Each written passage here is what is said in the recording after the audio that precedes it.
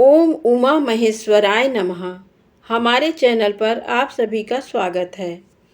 दोस्तों, आज हम बहुत सुंदर कहानी लेकर आए हैं। दानवीर राजा रंतिदेव की कथा।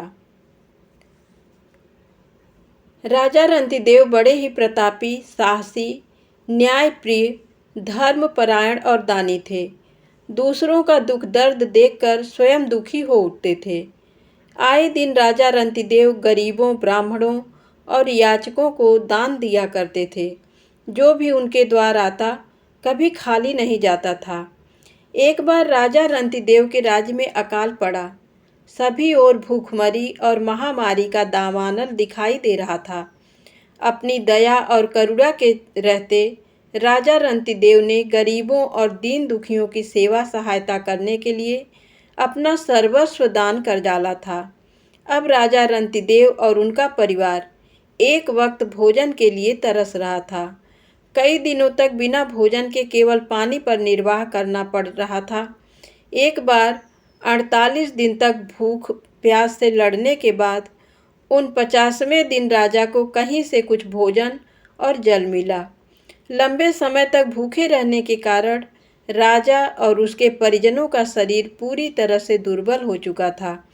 जो भोजन मिला उसे राजा अपने परिवार के साथ खाने के लिए बैठे ही थे कि कहीं से एक ब्राह्मण अतिथि का आगमन हो गया। एक भूखे के लिए भोजन से बढ़कर कुछ नहीं होता, उसमें भी एक अतिथि आकर अड़ंगा लगा दे तो मन की क्या स्थिति होती है, ये कोई भूखा ही बता सकता है। लेकिन करुणा से व्याप्त महाराज रंतिदेव सर्वत्र करुणानिधि को देखते थे। जैसे ही ब्राह्मण महोदय का आगमन हुआ, महाराज रंतिदेव ने बिना भोजन किए आसन छोड़ दिया। भूखे पेट रंतिदेव ने ब्राह्मण को ससम्मान भोजन कराया। ब्राह्मण महोदय को भोजन करा के विदा करने के बाद जो बचा था उस भोजन को परिजनों में बांटकर अपनी क्षुधा शांत करने के लिए बैठ गए। तभी अचानक एक शूद्र का आगमन हुआ। शूद्र भी भूखा था। करुणा निधि का स्मरण करते हुए करुणा के सागर राजा रंतिदेव ने बचा हुआ भोजन शूद्र को परोस दिया। शूद्र भी भोजन से तृप्त होकर चला गया। अब बचा हुआ भोजन परिवार में बांटकर रंतिदेव भोजन करने ही वाले थे कि इतने में एक व्यक्ति अपने कुत्तों के साथ आया और भोजन की याचना करने लगा।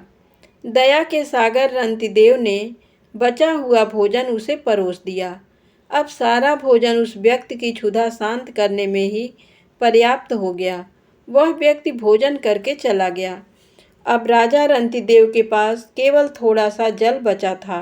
उन्होंने उसी से अपनी क्षुधा अग्नि शांत करने की सोची और जल ग्रहण करने ही वाले थे कि तभी एक चांडाल का आगमन हुआ। चांडाल आकर बोला, महाराज, मैं बहुत भूखा हूँ, कुछ कृपा कीजिए।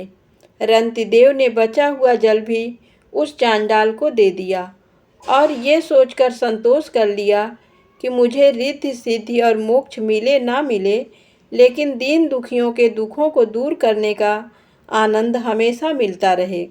दूसरों को खुश देखकर ही मुझे खुशी मिले, दूसरों को तृप्त देखकर ही मुझे तृप्ति मिले। हे ईश्वर, मुझे ऐसा वरदान दें कि मैं सबके दुख दर्द अपने पर ले सकूं, ताकि ये दुनिया सुख शांति से अपना जीवन जिए।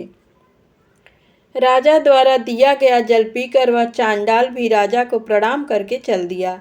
लेकिन अब राजा का शरीर साथ नहीं दे रहा था और उसके परिजन भी उसका साथ देने में असमर्थ थे। तभी करुणानिधि भगवान का प्राकट्य हुआ। वह ब्राह्मण, शूद्र और चांडाल के रूप में विभिन्न देवता ही थे जो राजा रंतिदेव की परीक्षा लेने आए थे। राजा की करुणा, दया, धैर्य और भक्ति को देखकर भगवान उससे अत्यधिक प्रसन्न थे। अतः उन्होंने राजा को मनोवांछित वर मांगने को कहा। लेकिन राजा रंतिदेव तो पहले ही माया से अतीत थे।